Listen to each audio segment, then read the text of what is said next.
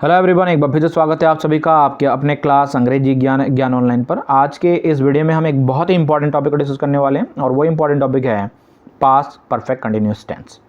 Past perfect continuous tense सिर्फ एक important topic नहीं है, साथ ही साथ ये एक ऐसा टॉपिक भी है जिसमें मैंने अक्सर स्टूडेंट्स को कन्फ्यूजन के कारण गलती करते हुए देखा है।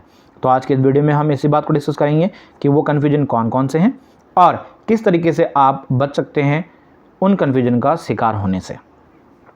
तो आइए आज के वीडियो की शुरुआत करते हैं इस टेंस के आइडेंटिफिकेशन को बेहतर ढंग से समझते हुए। याद रखिएगा, अगर किसी भी वाक्य के अंत में अगर आपको मिल जाए रहा था, रही थी, रहे थे, ता रहा था, ती रही थी, ते रहे थे और साथ ही साथ समय को बताने वाले शब्दों के साथ से, तो उस तरीके के वाक्य पास्ट परफेक्ट कंटिन्यूअस टेंस के वाक्य होते हैं। अब जब हम इस टेंस के आइडेंटिफिकेशन को समझ चुके हैं तो आइए बात करते हैं उस कन्फ्यूजन के बारे में जिसके बारे में मैं बता रहा था। अगर आप इस टेंस के आइडेंटिफिकेशन को देखें यहाँ से यहाँ तक, रहा था, रही थी, रहे थे, तो याद आएगा आपको इस आइडेंटिफिकेशन को देखकर कि ठीक यही आइडेंटिफिकेशन किसी और टेंस की भी आइडेंटिफिकेशन होती है। तो आपको याद आएगा कि रहा था, रही थी, रहे थे पास्ट कंटिन्यूअस टेंस की भी आइडेंटिफिकेशन होती है और ठीक यही पॉइंट है जहाँ से कन्फ्यूजन की शुरुआत होती है। अक्सर जब कभी भी स्टूडेंट्स को पास्ट परफेक्ट कंटिन्यूअस टेंस के वाक्य दिए जाते हैं और उनसे ये कहा जाता है कि उन्हें दिए गए वाक्य को हिंदी से इंग्लिश में ट्रांसलेट करना है, तो बिना वाक्य को ढंग से पढ़े, बिना वाक्य को अच्छे तरीके से समझे, वो सिर्फ और सिर्फ ये देखते हैं कि आखिर में रहा था, रही थी, रहे थे हैं और झट लग जाते हैं उस दिए गए वाक्य को हिंदी से इंग्लिश में ट्रांसलेट करने में। और इसके लिए वो पास्ट परफेक्ट कंटिन्यूअस टेंस का नहीं बल्कि पास्ट कंटिन्यूअस टेंस के रूल का सहारा लेते हैं और यही वो गलती कर जाते हैं। आइए इसको दो उदाहरण से समझते हैं। यहाँ पहला वाक्य है, वह तुमसे सवाल पूछ रहा था। इस वाक्य के अंत में रहा था आ रहा है। और दूसरा वाक्य है, वह 1 घंटे से सवाल पूछ रहा था। इस वाक्य के भी अंत में रहा था आ रहा है। लेकिन पहला वाक्य पास्ट कंटिन्यूअस का टेंस है और दूसरा वाक्य पास्ट परफेक्ट कंटिन्यूअस टेंस का वाक्य है। क्यों? क्योंकि पहले वाक्य में समय के बारे में कुछ भी नहीं बताया जा रहा है, वहीं दूसरे वाक्य में जो समय है उसके साथ से बताया जा रहा है। ठीक है ना? तो इस तरीके से आपने क्या करना है, आपने ये करना है कि दिए गए वाक्य को सबसे पहले तो आपको पूरे तरीके से पढ़ना है, अच्छे तरीके से समझना है, देखना है कि उस दिए गए वाक्य में रहा था, रही थी के बाद अगर वहाँ समय के साथ से है तो वो है पास्ट परफेक्ट कंटिन्यूअस टेंस, और अगर वहाँ समय के साथ से नहीं है, सिर्फ और सिर्फ आखिर में रहा था, रही थी, रहते आ रहा है, तभी वो है पास्ट कंटिन्यूअस टेंस का वाक्य। ठीक है ना? तो उम्मीद करता हूँ कि आपको इस कन्फ्यूजन के बारे में जानकारी मिल गई है ताकि आप आगे से इस कन्फ्यूजन का शिकार नहीं होंगे और दिए गए वाक्य को गलत ट्रांसलेट नहीं करेंगे।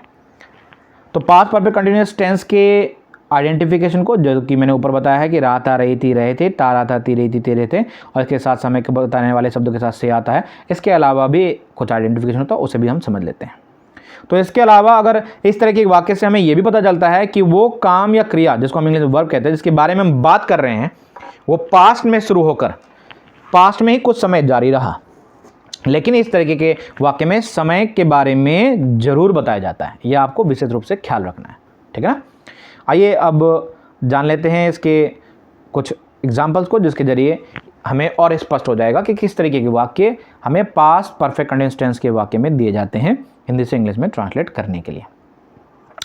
तो पहला वाक्य है, वह 2 घंटों से पुस्तकालय में किताब पढ़ रहा था। इस वाक्य के अंत में आ रहा है रहा था और साथ ही साथ इस वाक्य के अंत में समय को बताने वाले शब्द के साथ आ रहा है से। तो इससे ये बात स्पष्ट है कि ये दिया गया वाक्य पास्ट परफेक्ट कंटिन्यूअस टेंस का वाक्य है, ना कि पास्ट कंटिन्यूअस का। ठीक है ना? दूसरा वाक्य पढ़े थे। दूसरा वाक्य, मेरा भाई सुबह से घर पर टीवी नहीं देख रहा था। इस वाक्य के अंत में रहा था आ रहा है और साथ ही साथ समय के साथ से भी आ रहा है। तो ये वाक्य भी पास्ट परफेक्ट कंटिन्यूअस टेंस का ही वाक्य हुआ। आइए इसके बाद हम डिस्कस कर लेते हैं इसके बहुत ही इंपॉर्टेंट पॉइंट को, और वो पॉइंट ये कि हम किस तरीके से दिए गए वाक्य को सिलसिलेवार ढंग से, सिस्टमेटिक वे से, स्टेप बाय स्टेप हिंदी से इंग्लिश में ट्रांसलेट करते हैं। तो इसके लिए आइए जानते हैं सबसे पहले पॉजिटिव रूल को। पॉजिटिव रूल में आपने सबसे पहले सब्जेक्ट को लिखना होता है। ठीक है? सब्जेक्ट यानी कि दिए गए वाक्य में जो भी किसी तरीके का काम कर रहा है उसको हम इंग्लिश में सब्जेक्ट कहते हैं और हिंदी में कहते हैं इसको कर्ता। उसके बाद सब्जेक्ट के बाद पॉइंट नंबर 2 में हमने हेल्पिंग वर्ब का यूज़ करना है, और हेल्पिंग वर्ब के तौर पे हमने यहाँ यूज़ करना है हैड बीन का। फिर पॉइंट नंबर 3 में हम लिखते हैं वर्ब को। वर्ब यानी कि दिए गए वाक्य में जिस भी काम के बारे में बात की जा रही है वही हमारा वर्ब होता है। और याद रखिएगा हमने इस टेंस में वर्ब के फर्स्ट फॉर्म प्लस ing का प्रयोग करना है, ठीक है ना। पॉइंट नंबर 4 में हमने ऑब्जेक्ट का यूज़ करना है, और अगर ऑब्जेक्ट को पहचानने में आपको किसी भी तरीके की दिक्कत है तो आपने बस एक काम करना है, सिंपली एक काम करना है कि दिए गए वाक्य में जो भी वर्ब है, जो भी काम है, उसके साथ आपने कुछ प्रश्न पूछने हैं, क्या, किसे, किसको और किसकी, और इन प्रश्नों के उत्तर में जो भी आपको जवाब मिलता है वही आपका ऑब्जेक्ट होता है।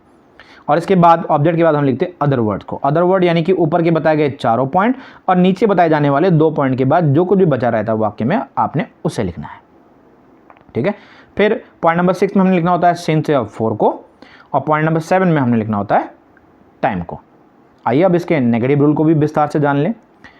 नेगेटिव रूल में सबसे पहले हम सब्जेक्ट को लिखते हैं, उसके बाद हम लिखते हैं हैड नॉट बीन को, उसके बाद हम लिखते हैं वर्ब की फर्स्ट फॉर्म प्लस ing को, उसके बाद हम लिखते हैं ऑब्जेक्ट को, फिर हम लिखते हैं अदर वर्ड्स को, फिर लिखते हैं हम सिंस या फॉर में से किसी एक को, और फिर आखिर में लिखते हैं हम टाइम को, ठीक है। इसके रूल को भी समझ चुके हैं हम। तो आइए अब हम इसके कुछ इंपॉर्टेंट पॉइंट को डिस्कस कर लें, और वो इंपॉर्टेंट पॉइंट है कि हेल्पिंग वर्ब के तौर पे हैड बीन का प्रयोग हमने किस सब्जेक्ट के साथ करना है। तो मैं बता दूं ये बड़ा आसान है, जितने भी हमारे सब्जेक्ट होते हैं उन सभी सब्जेक्ट के साथ हमने हेल्पिंग वर्ब के तौर पे हैड बीन का ही प्रयोग करना है, क्योंकि यही एक हेल्पिंग वर्ब है जो कि हमें टेंस में दिया गया है। यानी कि अगर सब्जेक्ट के तौर पे आपको चाहे मिल जाए आई, ही, सी, इट, वी, यू, दे, या सिंगुलर सब्जेक्ट या प्लूरल सब्जेक्ट, आपने वहाँ हैड बीन का ही प्रयोग करना है। आइए अब एक बहुत इंपॉर्टेंट पॉइंट को डिस्कस कर लें, जिसके बारे में मैं आपको बता दूं कि इसमें भी बहुत सारे स्टूडेंट जो है कंफ्यूज हो जाते हैं। तो वो है सिंस और फॉर का प्रयोग, कि सिंस का प्रयोग कहाँ करना है हमने और फॉर का प्रयोग कहाँ करना है आपको। तो मैं आपको एक सिंपल वे में समझा रहा हूँ। अगर आप इस बात को समझ गए तो आप कभी भी गलत नहीं करेंगे सिंस और फॉर के सही प्रयोग को लेकर। याद रखिए सिंस का प्रयोग हम समय को बताने वाले उन शब्दों के साथ करते हैं जिसमें किसी तरीके की संख्या ना हो। संख्या जैसे कि 1, 2, 3, इन ऐसे कोई भी संख्या नहीं होती उसमें। जैसे सुबह से, सोमवार से, ठीक है। इसलिए सुबह से की इंग्लिश हो जाएगी सिंस मॉर्निंग, और सोमवार से की इंग्लिश हो जाएगी सिंस मंडे। लेकिन याद रखिएगा मैंने बताया ना कि जिस तरीके के समय को बताने वाले शब्दों के साथ संख्या ना हो वहाँ हमने सिंस का प्रयोग करना है। लेकिन इसके 2 अपवाद हैं जिसको इंग्लिश में हम एक्सेप्शन कहते हैं। 2 एक्सेप्शन है, और वो है बजे और सन, ठीक है। बजे और सन में आपको संख्या तो मिलेगी निश्चित है। तो जैसे कि यहाँ लिखा हुआ है 10 बजे से, तो इसमें संख्या है 10, और सन 2021 से यहाँ संख्या है 2021। तो भले ही इन दोनों ही समय को बताने शब्दों के साथ आपको संख्या मिली, लेकिन फिर भी आपने क्या करना है, क्योंकि ये सिंस का अपवाद है, एक्सेप्शन है, इसलिए आपने यहाँ पे सिंस का ही प्रयोग करना है भले ही यहाँ पे कोई संख्या हो। तो इसलिए 10 बजे से इंग्लिश हो जाएगी सिंस 10 o'clock, और सन 2021 से की इंग्लिश हो जाएगी सिंस 2021, ठीक है ना। इतना आसान है। आइए सिंस के प्रयोग को जान लेने के बाद हम जान लेते हैं कि फॉर का प्रयोग हमने कहाँ करना है। फॉर का प्रयोग हम समय को बताने वाले उन शब्दों के साथ करते हैं जिसमें किसी तरीके की संख्या हो, ठीक है ना। सिंस में संख्या नहीं होती है, और फॉर जब हमें कोई समय बताने शब्दों के साथ संख्या मिलती हो तब हमने इसका प्रयोग करना है। जैसे कि 7 दिनों से इंग्लिश हो जाएगी फॉर 7 days, 2 महीने से इंग्लिश हो जाएगी फॉर 2 months। लेकिन जिस तरीके से हमारे पास सिंस का अपवाद था, एक्सेप्शन था ना, ठीक उसी तरीके से हमारे पास फॉर का भी अपवाद है, एक्सेप्शन है। तो याद देखिएगा अगर किसी वाक्य में आपको लंबे समय से मिल जाए, बहुत समय से मिल जाए, कुछ समय से मिल जाए, समय यानी कि दिन, महीने, साल, जैसे बहुत दिनों से, बहुत महीनों से, बहुत सालों से, तो जाहिर तौर पे इस वाक्य में तो समय को बताने वाले इन शब्दों में तो आपको कोई भी संख्या नहीं मिली है। लेकिन फिर भी क्योंकि इसमें संख्या नहीं है, लेकिन ये अपवाद है, ये एक्सेप्शन है फॉर का, इसलिए आपने यहाँ पे फॉर का ही प्रयोग करना है, ना कि सिंस का। इसलिए लंबे समय से इंग्लिश हो जाएगी फॉर ए लॉन्ग टाइम, और बहुत दिनों से इंग्लिश हो जाएगी फॉर मेनी डेज, और कुछ दिनों की इंग्लिश हो जाएगी फॉर सम डेज, ठीक है ना। आइए इसको भी समझ लेने के बाद अब हम एक बार रिवीजन कर लेते हैं कि भाई अभी तक हमने क्या सीखा, क्योंकि ऐसा ना हो कि जब अब मैं आपको ये बताने लगूँ कि भाई दिए गए वाक्य को हिंदी से इंग्लिश में इस तरह से ट्रांसलेट करना है, और हम इस तरह से ट्रांसलेट कर रहे हैं, और मैं आपको रूल बता रहा हूँ, मैं स्टेप बाय स्टेप उनको समझा रहा हूँ, और आपके दिमाग से रूल ही गायब है। हमने क्या पढ़ा अभी तक यही आप भूल गए हो। तो इसलिए रिविज़न करना बहुत ज़रूरी है। तो जी पास्ट परफेक्ट कंटिन्यूअस टेंस के आखिर में रहा था, रही थी, रहे थे, ता रहा था, ती रही थी, तेरे थे मिलेगा आपको, और साथ ही साथ इस तरीके के वाक्य में आपको समय को बताने वाले शब्दों के साथ से जरूर मिलेगा, ठीक है ना। इसके अलावा इस तरीके के वाक्य से हमें ये पता चलता है कि कोई काम पास में शुरू होकर पास में ही कुछ समय तक चलता रहा, लेकिन इसमें समय के बारे में जरूर बताया जाता है। पॉजिटिव रूल में हमने सबसे पहले सब्जेक्ट को लिखना होता है, फिर हैड बीन को लिखना होता है, फिर वर्ब की फर्स्ट फॉर्म प्लस आईएनजी को लिखते हैं, फिर ऑब्जेक्ट को लिखते हैं, फिर अदर वर्ड्स को लिखते हैं और फिर लिखते हैं सिंस या फॉर में से किसी एक को और सबसे आखिर में लिखते हैं हम टाइम को। नेगेटिव रूल में हमने सब्जेक्ट को लिखना होता है सबसे पहले, उसके बाद हैड नॉट बीन को लिखते हैं, फिर वर्ब की फर्स्ट फॉर्म प्लस आईएनजी को लिखते हैं, फिर ऑब्जेक्ट को लिखते हैं, फिर अदर वर्ड्स को लिखते हैं, फिर लिखते हैं सिंस या फॉर में से किसी एक को और सबसे आखिर में लिख देते हैं हम टाइम को। ठीक है ना। सिंस का प्रयोग हम उस समय को बताने शब्दों के साथ करते हैं जिसमें कोई संख्या ना हो, लेकिन इसके दो एक्सेप्शन है, बजे और सन। फॉर का प्रयोग हम उन समय को बताने वाले शब्दों के साथ करते हैं जिसमें संख्या हो, लेकिन इसका एक्सेप्शन है, कुछ एक्सेप्शन है, जैसे कि लंबे समय से, बहुत समय से, कुछ समय से। ठीक है। तो आइए, जब हम इसको रिवीजन भी कर चुके हैं अच्छे तरीके से, तो अब हम दिए गए वाक्य को सिस्टमेटिक वे से स्टेप बाय स्टेप हिंदी से इंग्लिश में ट्रांसलेट करना सीखते हैं। तो पहला वाक्य एक पॉजिटिव सेंटेंस है, जो कि वह 2 घंटों से पुस्तकालय में किताब पढ़ रहा था। इस वाक्य के अंदर में रहा था आ रहा है और साथ ही साथ समय को बताने वाले शब्द के साथ से आ रहा है। तो स्पष्ट है कि ये दिया गया वाक्य पास्ट परफेक्ट कंटिन्यूअस टेंस का ही वाक्य है, पास्ट कंटिन्यूअस का नहीं है। ठीक है ना। तो आइए, जब हम समझ चुके पास्ट परफेक्ट कंटिन्यूअस टेंस का वाक्य है, तो इसी टेंस के पॉजिटिव रूल को यूज़ करते हुए इस वाक्य को हम हिंदी से इंग्लिश में ट्रांसलेट करते हैं, क्योंकि ये एक पॉजिटिव सेंटेंस है। तो पॉजिटिव सेंटेंस में सबसे पहले हम सब्जेक्ट को लिखते हैं।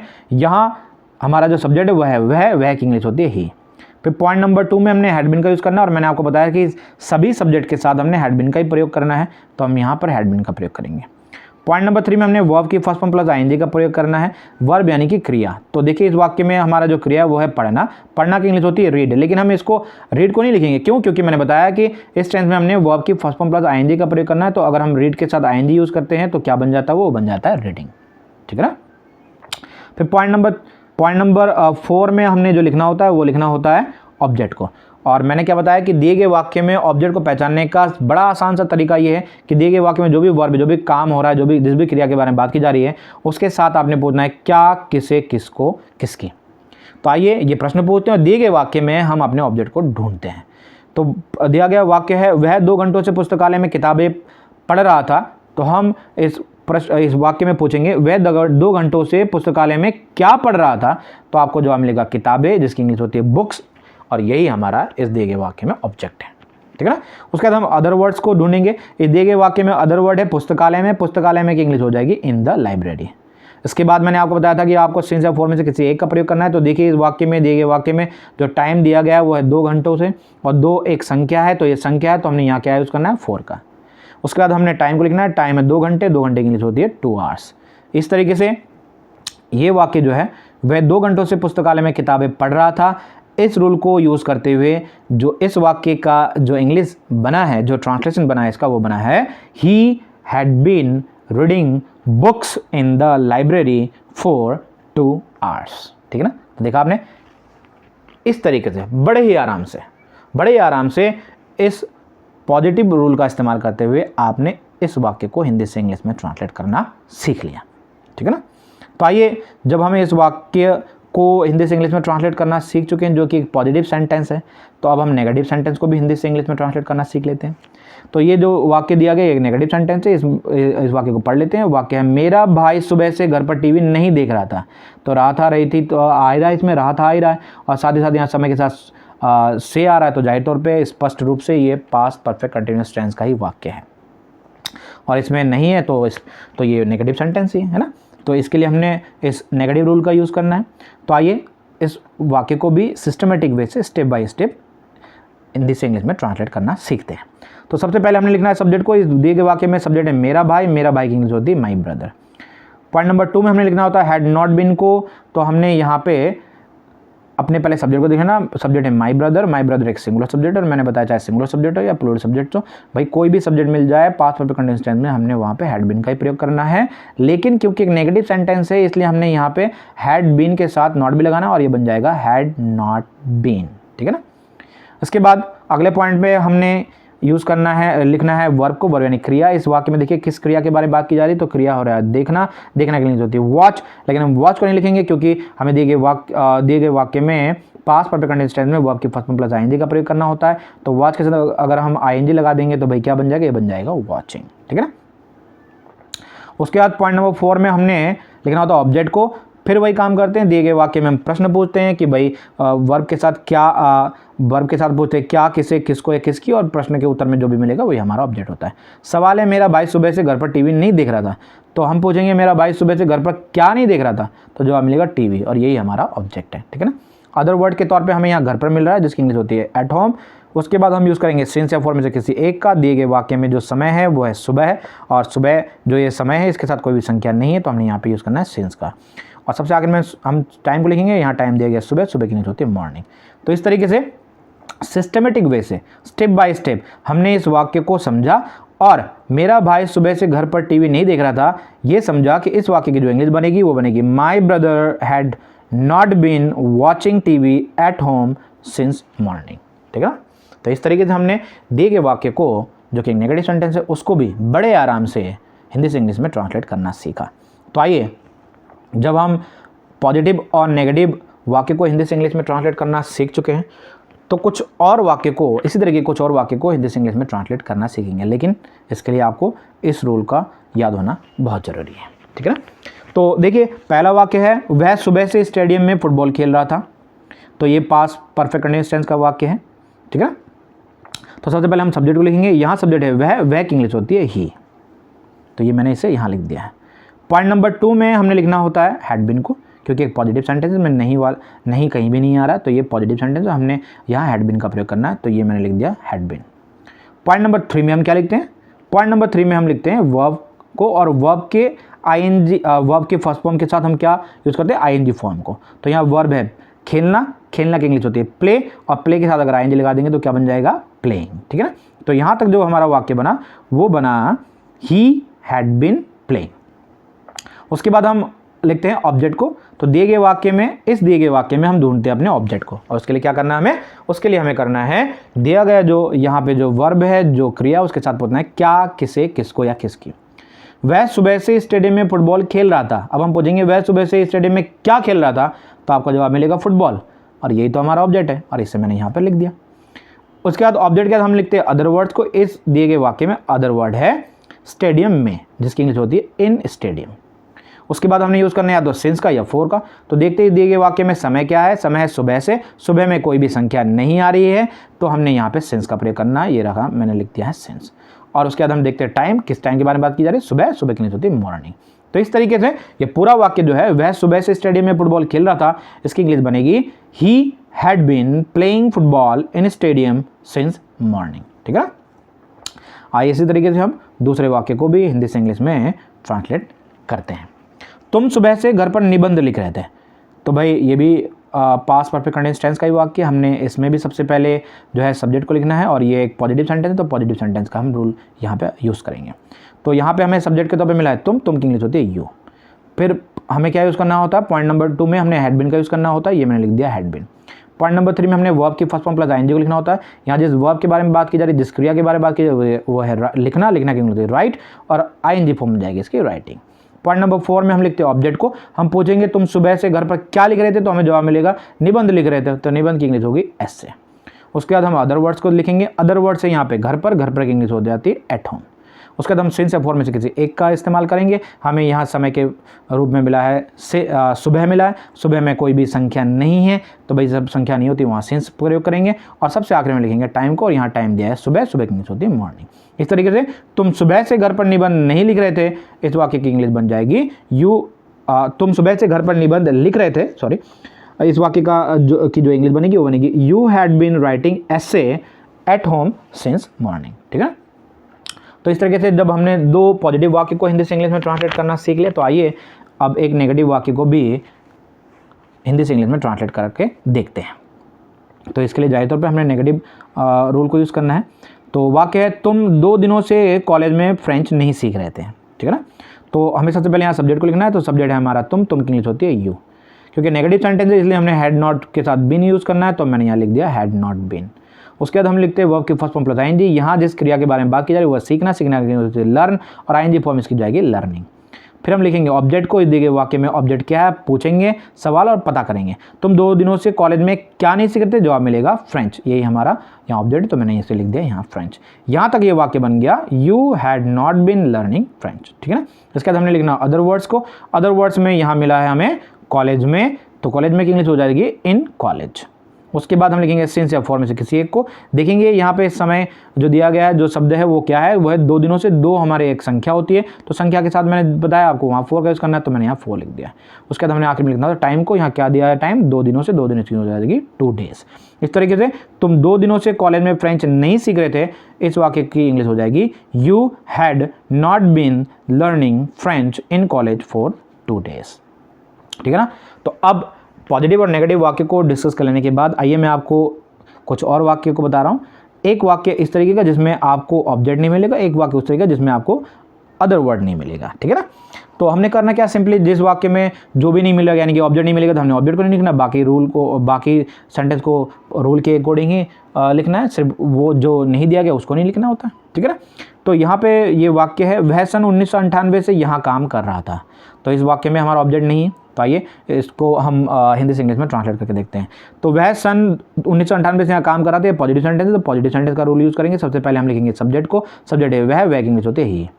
पॉजिटिव सेंटेंस है तो उसके बाद हमने हैड बीन का यूज़ करना है, उसके बाद मैंने यहाँ पर हैड बीन का यूज़ कर दिया। उसके बाद हमने वर्ब की फर्स्ट फॉर्म प्लस आईएनजी का यूज़ करेंगे। यहाँ पे देखिए क्रिया क्या हो रही है, क्रिया हो रही है काम करना, काम करना की इंग्लिश वर्क, इसके साथ आईएनजी फॉर्म लगा दिया हमने तो बन गई वर्किंग। उसके बाद यहाँ पे ऑब्जेक्ट नहीं तो हम ऑब्जेक्ट को नहीं लिखेंगे, इसके बाद हम क्या लिखेंगे, हम लिखेंगे अदर वर्ड्स को। अदर वर्ड्स में है या यहाँ पे लिखा हुआ है यहाँ, तो यहाँ की इंग्लिश होगी हियर। उसके बाद हमने सिंस या फॉर में से किसी एक को इस्तेमाल करना है। यहाँ पर दिया गया समय के तौर पे सन 1998, तो सन यहाँ पे बड़ी संख्या, मैंने क्या कहा सन एक्सेप्शन है, इसलिए यहाँ पे संख्या होने के बावजूद हम सिंस का प्रयोग करते हैं, तो मैंने यहाँ लिख दिया सिंस।